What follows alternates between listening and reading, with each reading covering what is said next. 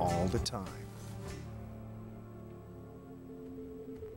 Some people do stupid things with them. Some people do amazing things with them. Sometimes we benefit from the results. Sometimes we don't benefit. I would say that they should have a love of the battle place where decisions are made and products are competing. You got to ask if you really enjoy the battle, if you want to be out there in marketing or in sales. I think the most important change in marketing is the shift from push marketing, the lecture approach, to one where you're just stimulating word of mouth. Why do I need to have a talking brochure sit across the table to tell me about products when I could use technology of the internet to find out all I know much more easily? So society changes and adopts things faster, and we have the ability to make technologies real much, much faster. And that's very significant in the way we live. We've basically had a century of projecting out marketing messages, and now there's more and more messages, which means the individual messages have less and less impact, and all you can really do is catalyze bottoms-up, grassroots conversations.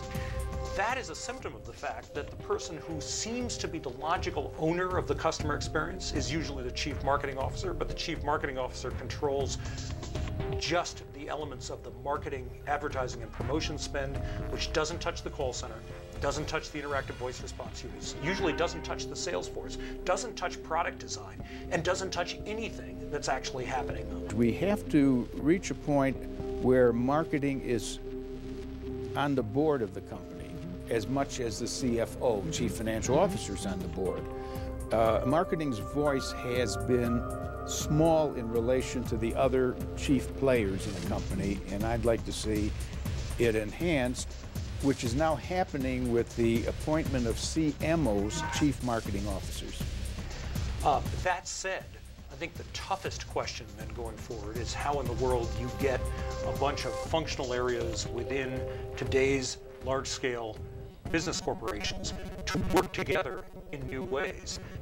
I think that it's absolutely clear that the customer will become a partner in the definition of products. And so the magic will be in incorporating those ideas rapidly into what your offering as a company is and diffusing those to the people who don't yet have it. And that may be the role of a carrier in the future, and it may set the model for how marketing goes on. As the discipline became expanded, economies bigger, and customers wealthier, organizations entronized marketing and marketers with the dignity of high office, leaving all the other functions and their key players under the apparent dominion of this new authority. From them on, just as it happened with Cain and Abel competing for God's approval, an unnecessary duality arose inside companies. A battle between marketing and sales, heart and soul of the same process, started. A silo war so harsh and noisy that it couldn't be ignored. Well, I believe that we first thought that marketing is going to be handled as an adjunct to a sales department to help the salespeople get orders, so that the salespeople wouldn't have to do their own marketing research, wouldn't have to do their own search for leads, wouldn't have to write ads. But today, sales and marketing usually talk different languages. They believe different things are important. They're often in conflict. And the CEO says, well, when I talk to my chief marketing officer, he's telling me this or this. And when I talk to my head of sales, she's telling me something different. Oh, it's because the marketing people charge too much that I couldn't sell the product. Or the marketing people say, the salespeople aren't listening to our value proposition and they're doing anything to get a customer. I think agencies and marketing departments are still think they're in the army. It's still hierarchical, it's still command and control, it's still bureaucratic. It's not flat enough, it's not fast enough, it's not flexible enough. But you can't just leave it to marketing. Marketing isn't close enough to individual customers to know. So more and more, sales and marketing have to work together to decide which opportunities are the winners.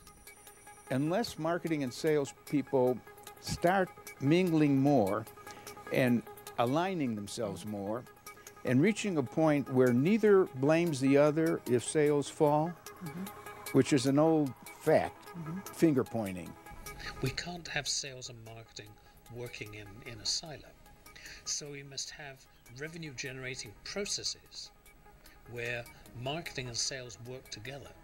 So certainly one of the other contributing factors to the idea that chief marketing officers only have a year or two in their jobs before they're summarily shown the door has to do with the fact that on one hand, they're under pressure to show a return on investment for that marketing spend.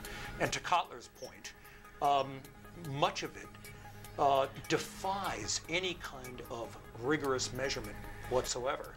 This isn't working. And so a number of companies, for example, FedEx or Campbell's Soup or Coca-Cola Enterprises, have recently introduced the idea of a chief revenue officer who controls both sales and marketing. And that way you can be more flexible about using sales and marketing resources. Will it carry them forever?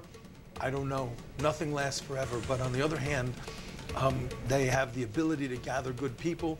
They have the ability to try new ideas, and they have a good firm base on which to grow. I think that you really have to kind of look at your workforce now and say that they're not all the same. That each probably 10-year generation now has a separate set of interests that even may change. And you're going to have to take it into account. The workforce now is very varied in its goals and its cultures, and you have to understand that as an employer. With this fight for power taking place, and each and everyone doing marketing, from bosses to partners, from governments to nonprofits, from customers to suppliers, no doubt there is a plurality with more than one sense out there. A flock with no shepherd. Now, are companies ready to willingly embrace this new reality? Or will they soon yearn for that lost paradise of absolute control over the realm of brands, markets, corporate image they used to have?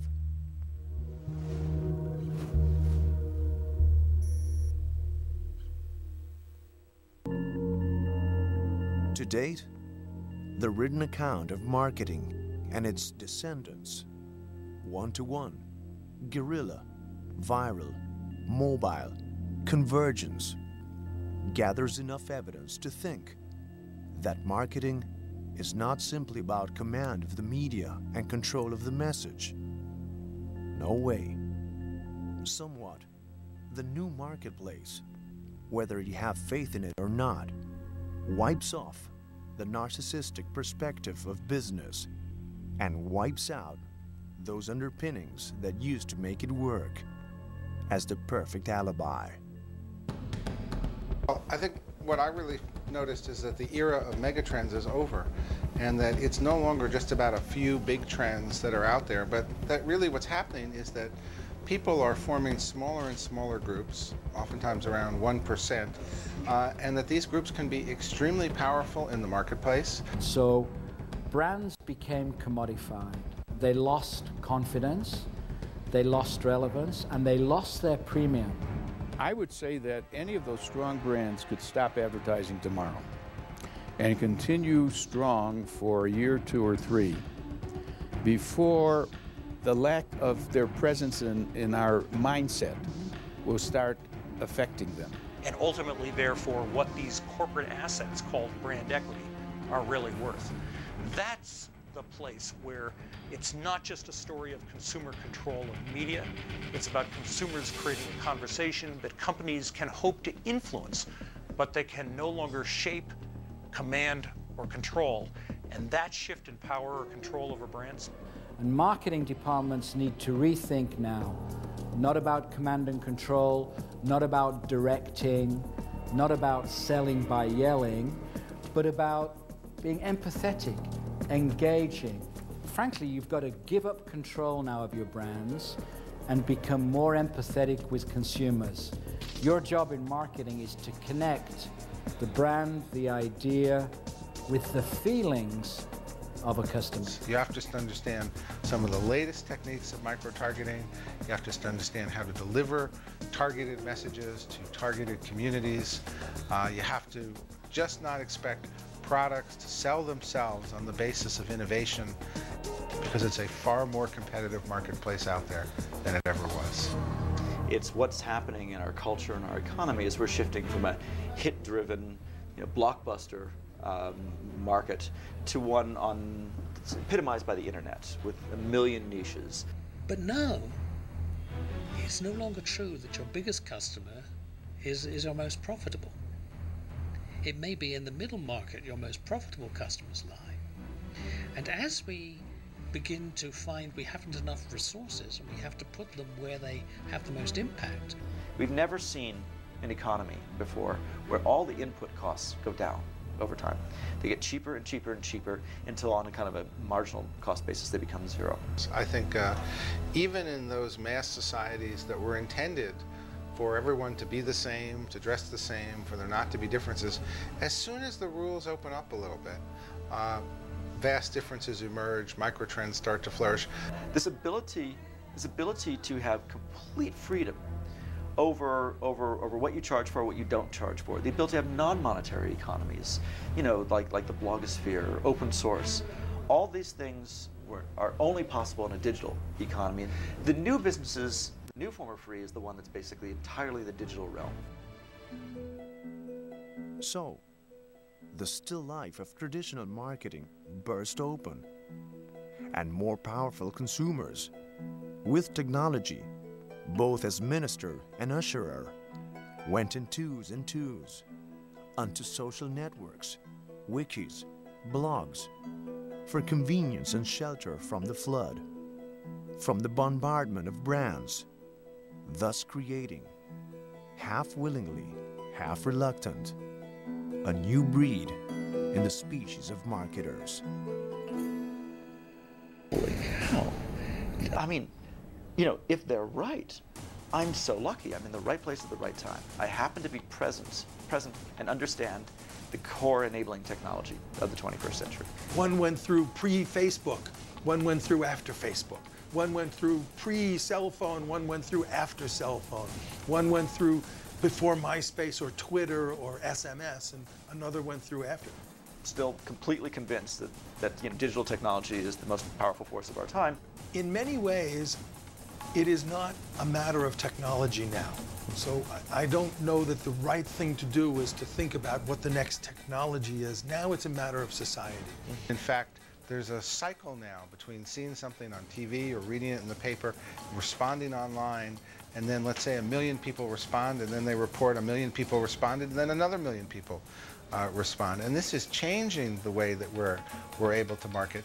It is not true that it's all about the new digital marketplace by itself.